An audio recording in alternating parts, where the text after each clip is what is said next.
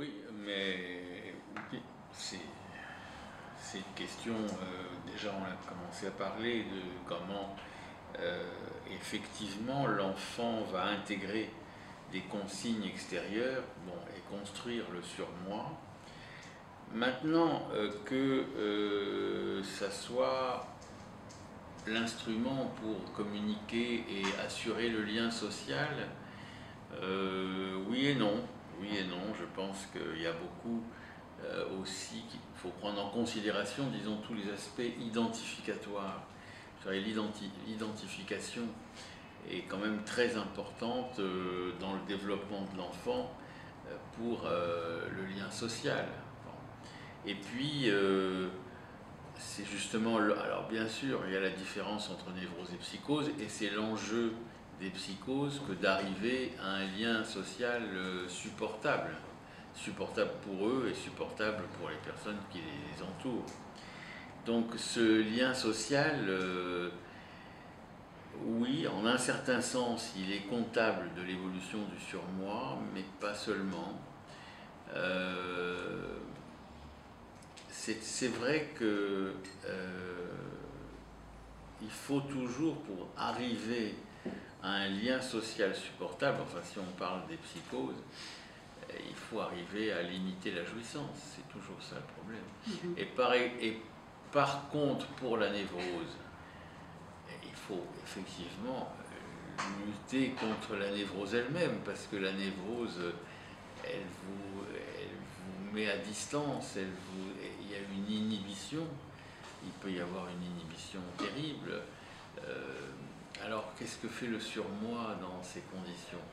Peut-être qu'il agit trop, mais il y a d'autres problèmes, disons, liés à la façon dont la personne va gérer elle-même ses désirs. Et je dirais quand même, la sexualité rentre en jeu pour beaucoup dans le fait que le lien social, pour les névrosés, je dis, devienne une source plutôt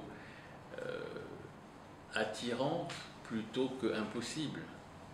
Parce qu'elle peut être impossible aussi. Et il y a beaucoup de souffrances d'adolescents qui se retrouvent isolés parce qu'ils n'ont pas réussi à s'intégrer dans un groupe. Et donc, je prends l'exemple toujours de, bon, c'est l'Italie que j'aime beaucoup, mais l'Italie, c'est vrai, quand vous allez dans les plages italiennes, il y a des séries de plages qui ont toutes des noms, c'est incroyable d'ailleurs, chacune très identitariste finalement. Mais il y a toujours ce qu'on appelle la compagnia. La compagnia, c'est le groupe. Et on vous demande toujours c'è la compagnia en italien. C'est aussi ma langue maternelle, c'est pour ça que je me permets une incursion dans l'italien. Mais l'italien, alors c'est ça, il faut que vous ayez un groupe. Ce n'est pas possible d'être sans un groupe. Et donc, dans chaque plage, il y a un groupe de jeunes auquel vous appartenez. Alors, les jeux, tout ça, les sorties, c'est avec le groupe. Mais c'est pas mal, en fait. C'est un bon système d'intégration. Mais quand on est très névrosé, on ne peut pas intégrer le groupe. On n'arrive pas parce que on a ce qu'on appelle des complexes. Le mot est de Jung, d'avoir des complexes. Et en fait, voilà, et donc, c'est pas seulement la question du surmoi. Je pense que c'est assez complexe, cette histoire. Ça passe beaucoup par l'identification, ça passe beaucoup par le fait de s'aimer soi-même. Il faut un narcissisme suffisant pour aborder l'autre.